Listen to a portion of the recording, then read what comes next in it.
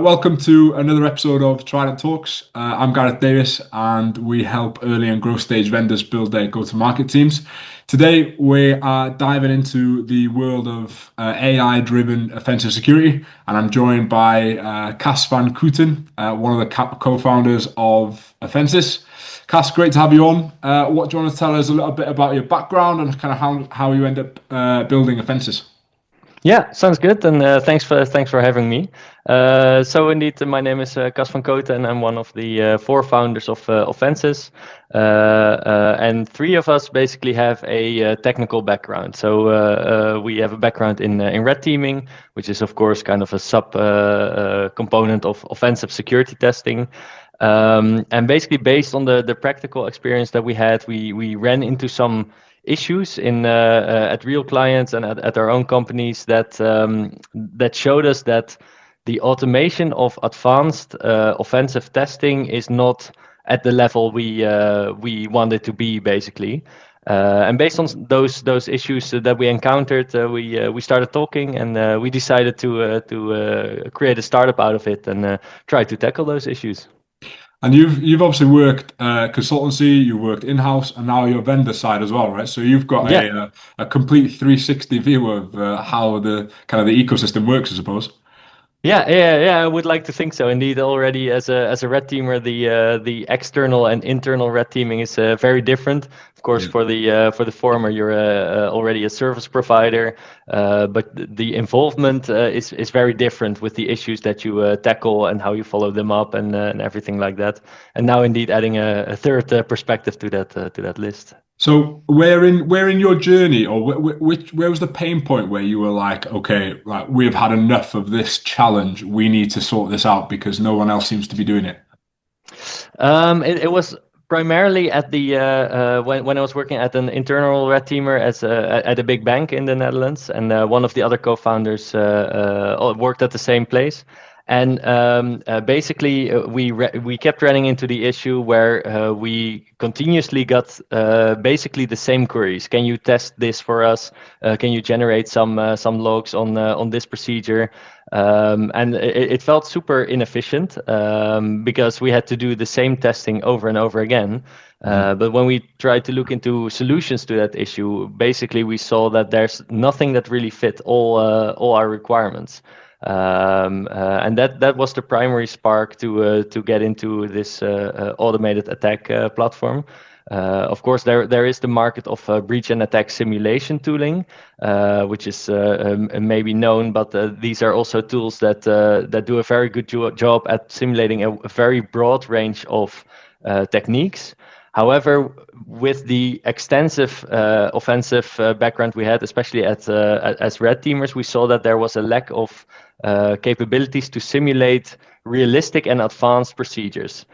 So basically, if we completed a red team, for example, and we would like to automate that so we can repeat that red team every month or so, that wasn't really possible because the base simulations in other platforms are quite basic. So it's a simple command that's run, or it's running a binary like Mimikatz, a very infamous example, of course.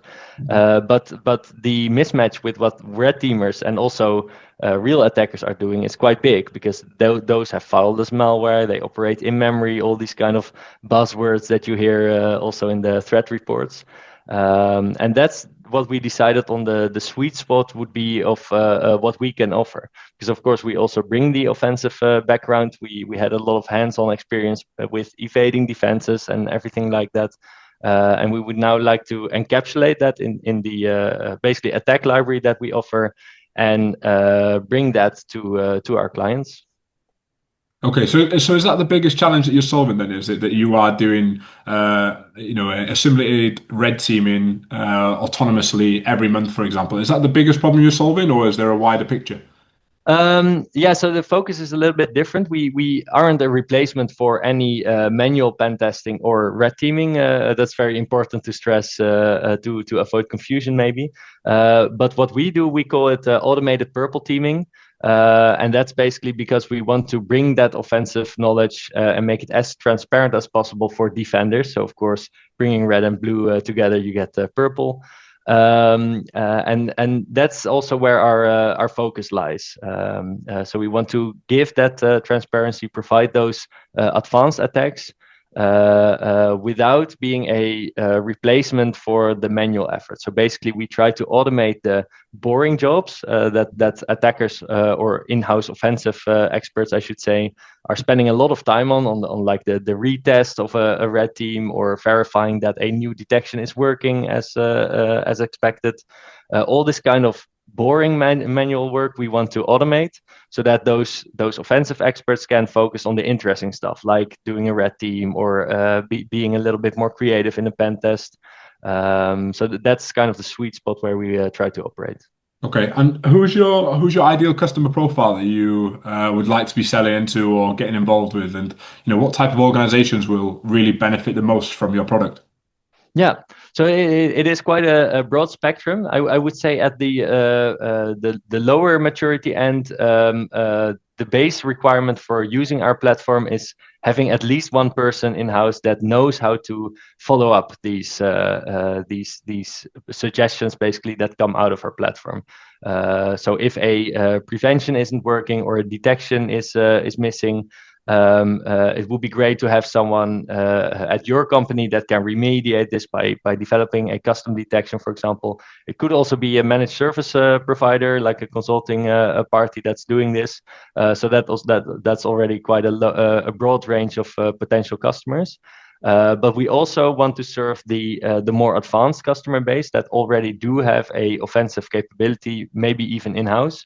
Because there is a lot of opportunity for those people to also use our platform as a power user, so to say. So they could use the platform, for example, to automate the running of custom procedures that were developed in-house, or, as mentioned before, it could be an internal red team that's automating their own past red teams for the purposes of purple teaming discussions.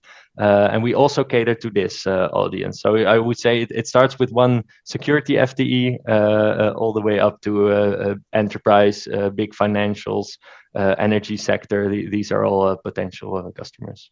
Cool. Okay. So what is Offensys' biggest differentiator versus other BAS vendors or kind of traditional red teaming tools? Yeah. So there's a couple of differentiators that I would call out. So the first one is, I think, the focus on those realistic simulations. So instead of going mile wide, inch deep, we try to really go into the simulations that matter. And also simulations that focus on simulating a whole technique rather than a specific tool. So again, to mention the Mimikatz example, what we see a lot is that simulations, they run that tool, but the tool is already very known, right? And if you block or detect that tool, you might not be detecting the technique that it actually implements. So by taking those advanced procedures and not using that specific tool, but using the techniques and the procedures that it actually implements, we also promote better detections, basically. So without building detections that focus on the tool, but also focusing detections on that technique, you get more resilient detections. That if the tool is another tool is used with the same technique, for example, you are much more resilient. So that's one of the selling points, I would say. We also focus really on having a advanced architecture that really isolates the simulation activity. So instead of when you're a detection engineer or a threat hunter having to go through thousands of log lines that include all the preparation and the cleanup and everything, we really isolate the maybe tens of log lines that matter for that simulation or that procedure that you're simulating. So that makes it actually really easy for defenders to look at those logs, see what is missing, and remediate based on that. Okay. And finally, Go sorry, ahead. sorry, go ahead. No, go ahead. The third one I wanted to mention is we also try to be very flexible in our offering. So we have a SaaS and on-premise based platform, but we're also developing a new proposition now that we call Offensys Flex that doesn't need any infrastructure at all. So it's basically a portable implementation of what we call a playbook, which is basically one of the simulations that you can do, right? Or a series of simulations. And we make that into a portable package that you can drop everywhere and analyze results completely offline. So that's also nice for people that want to trial the platform or want to run some simpler hardening checks, for example, without needing the repeat simulations or the detection integration, stuff like that. Cool. So I know previously you mentioned automated purple teaming, right? Yeah. What does that actually look like in practice? Yeah, so when we say automated purple teaming, I think what it comes down to is having those simulations, but providing the results in the most transparent way possible, right? So automated purple teaming is a bit of a moonshot because purple teaming also comprises, of course, all the human effort, the collaboration between red and blue, the remediation effort that's included there. We do not aim to be a replacement for all of that. But basically, what we mean when we say that is that we execute advanced procedures with all the offensive knowledge that we have, and we give you a very detailed view of what happened if it was not prevented or detected, what went wrong, and basically based on the automated prioritization that you can do, we also can give you a step-by-step plan saying this is really important to fix, this is a little bit less important to fix, and these are optional for when you have some spare time. And that's really what we mean when we say automated purple teaming. Cool. And how do you run like advanced simulations that go beyond like simple tool execution? Yeah, so that's where our offensive knowledge comes in or handy, I should say. As mentioned, three of us basically have been red teamers, and we also take the approach basically of thinking of how an attacker would implement certain procedures, and we bake that into the whole architecture. So it's based on the deployment type. It is an agent-based setup, so that means you need to run something in your network to execute the simulations. We think that's a hard requirement to have realistic simulations because, of course, when an attacker takes over your machine, they also have some invisible malware basically running on that machine to execute commands, which calls back to a command and control server. Of course, we don't provide a full attack suite, so it's not interactive in the way an attacker would use it. But basically, our architecture replicates that so that any simulations that you run also look in the logs like they would with a real attacker. So yeah, but by focusing on that, I think that offensive expertise really brings out the big wins in also the defensive side and the prioritization side. Yeah, okay. Yeah. So I know that you guys focus a lot on like technique detection over, Yeah. specific tooling detection. Why is that more important than having a tool that can detect specific tools? Yeah, so there's nothing wrong with detecting tools. So let's put that up front. It is a very reliable detection. For example, when you see mimikatz.exe on a machine, you're fairly sure that that's a problem, right? Because maybe there's some administrators using it legitimately, but probably not. So it's a very easy way of implementing a detection that does work. But the problem arises when the attacker is basically clever enough to not use the whole tool or use the prepackaged tool and only take those capabilities out that they need. And that's what you see a lot, especially in red teams, but also the more advanced APT style actors. They do this because they know that otherwise they're for sure going to run into the detections that are based on those simple tools. And then it becomes difficult because every attacker has their own way of taking out that capability. So everyone in the end has a different implementation of a certain procedure. And when you detect the procedure or when you detect the technique itself rather than the tool that implements it, that means that you can detect every instantiation of that tool. So all the different actors, which all have their own implementations, they would all be detected by your detection rule if it focuses on the procedure rather than the tool. Sometimes that is easier said than done because there are certain procedures, like for example, process injection, that are very broad, right? There's many different implementations of a procedure, so it's not always easy to detect based on that procedure rather than the implementation of it. But we think that by having simulations that focus on this in-memory trade graph, for example, which only generates the logs for the procedure and not the tool, we think that also promotes defenders to think about, okay, but what can I see rather than that tool or that hash or that IP address that's a little bit higher in that pyramid of pain, as it's called. And by kind of engaging that mindset, the maturity of detections and preventions as well is increased a lot.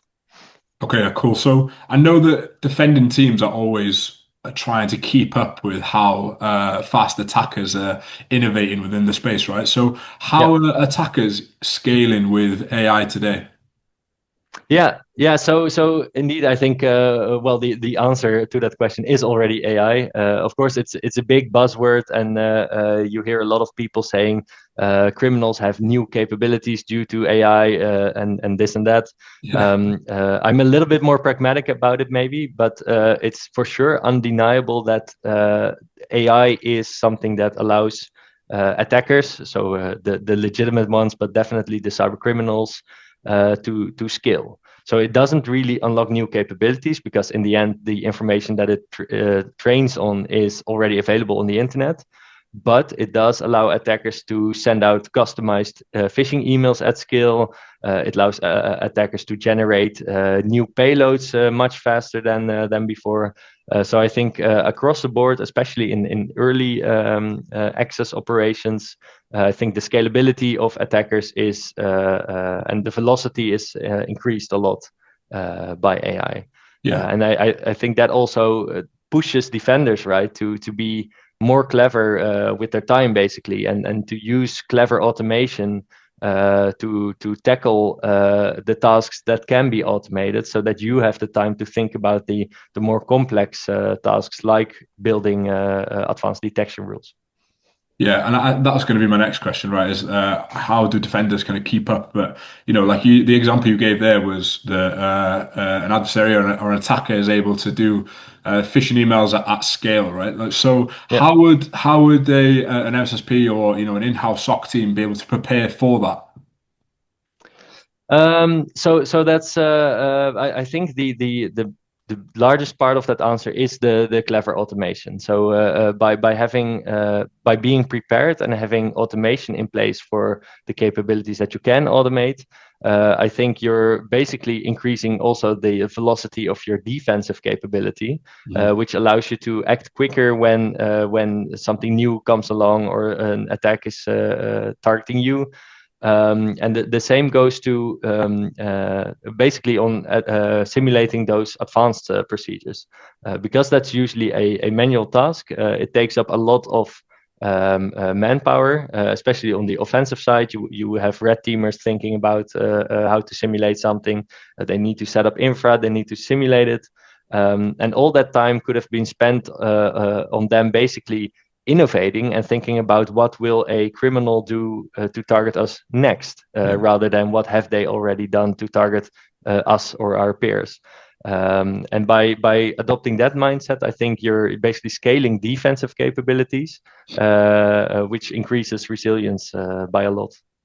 Yeah, no, I definitely agree. And just to kind of zoom out a little bit, if we were to have a look at, kind of level one roles, very entry level roles into cybersecurity, right? If somebody wanted to get into a traditional SOC analyst type position, you would usually push them down a sysadmin route or to really try and understand the networking side of things, right? But Yeah. with automation and AI almost kind of, taking over kind of the L1 SOC positions, right? Because you can automate a lot of the ticket escalations.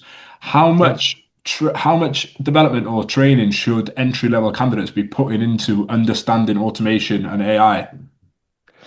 Well, I think basically nowadays it's a non-negotiable, right? Yeah, yeah. It's a must to understand at least on a basic level Mhm. on how and when to apply automation, to achieve that scalability. And I think also, well, we're all security professionals, and I think maybe the bigger concern, especially for entry-level positions, is when not to use AI or LLMs, for example. What are they not good at?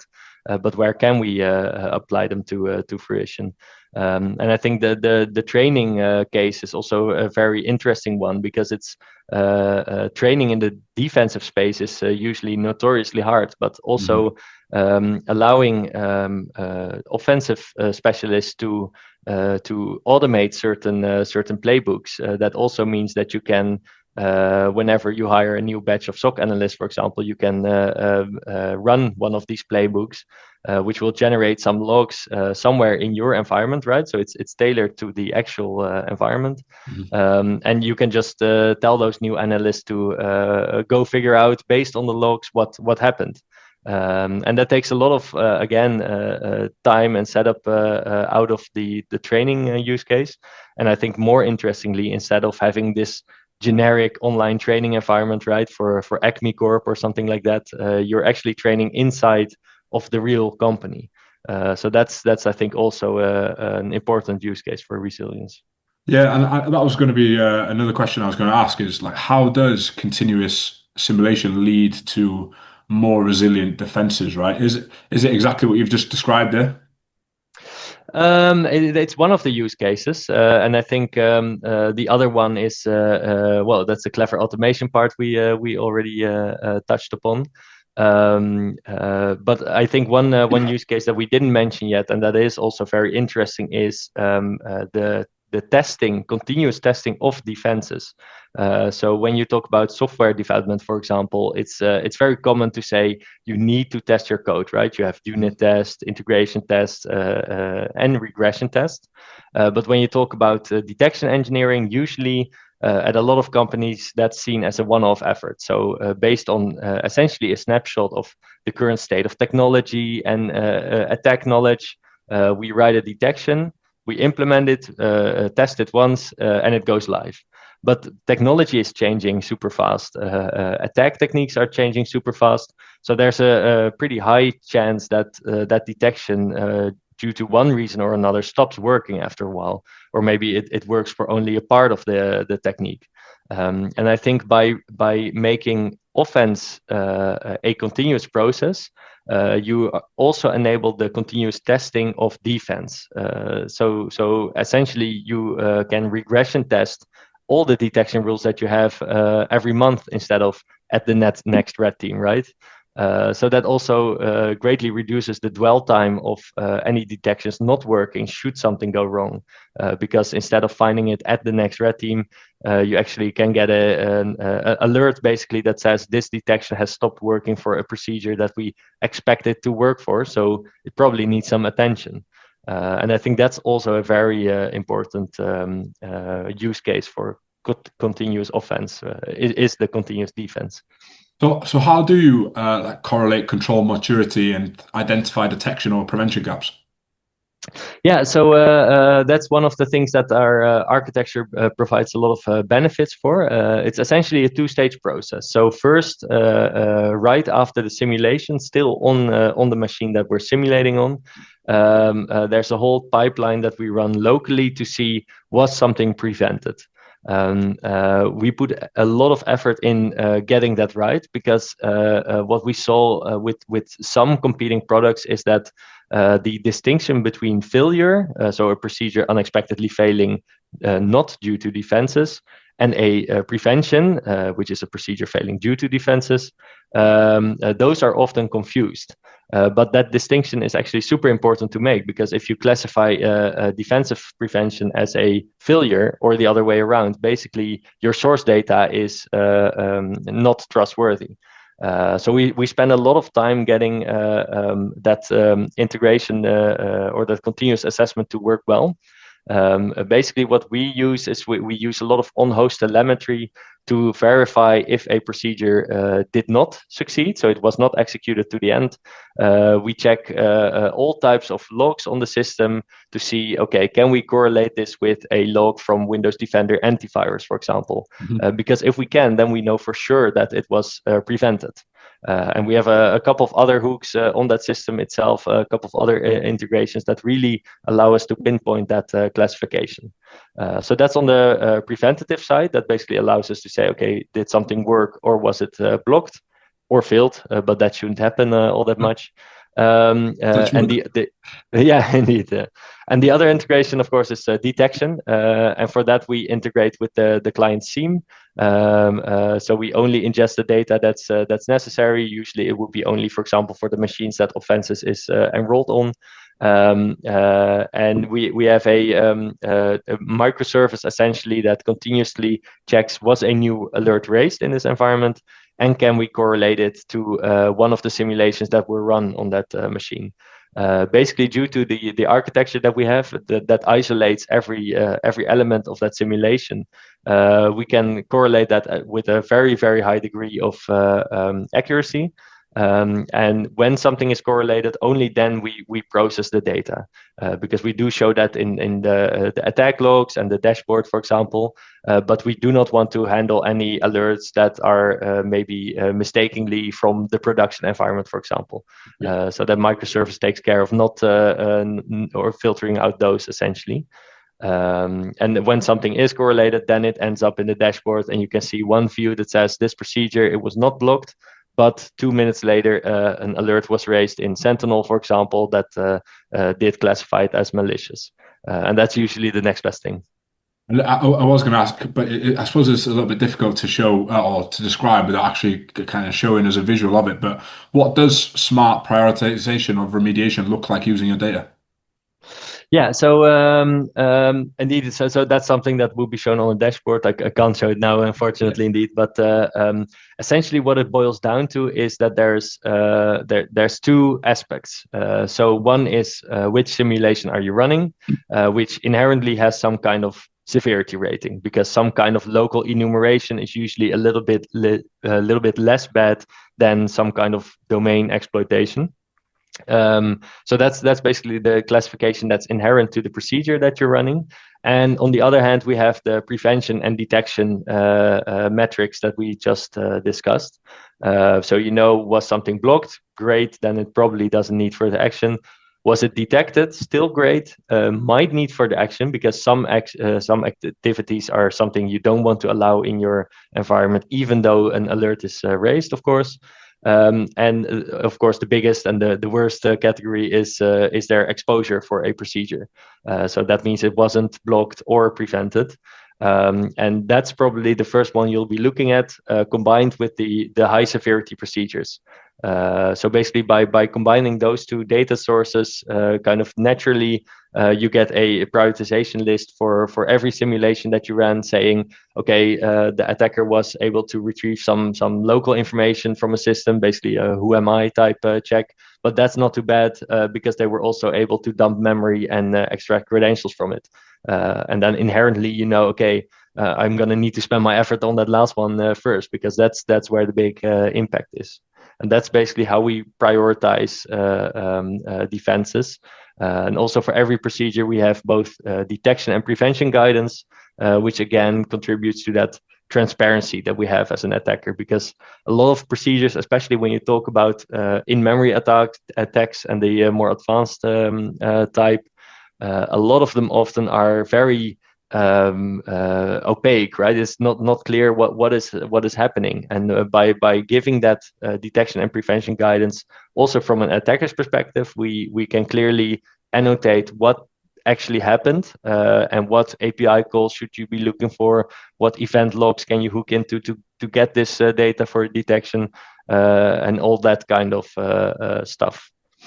Okay, cool. And what's next for Offensys then? Like, have you got any upcoming roadmap milestones you want to hit, or partnerships that you're looking for? What's next? Yeah, so from a technical perspective, I think the new exciting development is the Offensys Flex offering I mentioned. So we want to make these advanced simulations accessible to anyone, essentially anyone that can double click a binary. We want to be able to offer this to. So that's from a technical perspective, a super exciting development that we're working on with some very promising results so far. And I think from a business perspective, well, we are a startup kind of in the growth stage, right? Mhm. So I think the most important step will be to get in touch with as many design partners and early adopters as possible, and validate, are we doing the right thing? We believe so, but of course there may be certain requirements when it comes to regulatory reporting. For example, take DORA or NIS2, they have some certain requirements when it comes to reporting, and we really want to make sure that we nail those kinds of features in a way that is usable in practice. So we're opening the dialogue with basically as many companies as we can to validate. And also there we can offer a lot of early adopter benefits as well. So of course a decreased price, more support in the custom development of integrations, procedures. That's really a kind of mutually beneficial partnership that we're looking for. And I think that's the main thing. Of course, on the horizon is growing further and developing new and exciting attacks in our library. Yeah, It's an that's exciting time, right? exciting times for sure. Yeah. For listeners who want to explore automated purple teaming further, where do you think is the best place to start?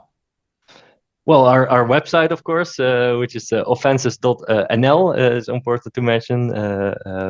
But of course, if you don't want to immediately look at a commercial offering, there's also good open source options.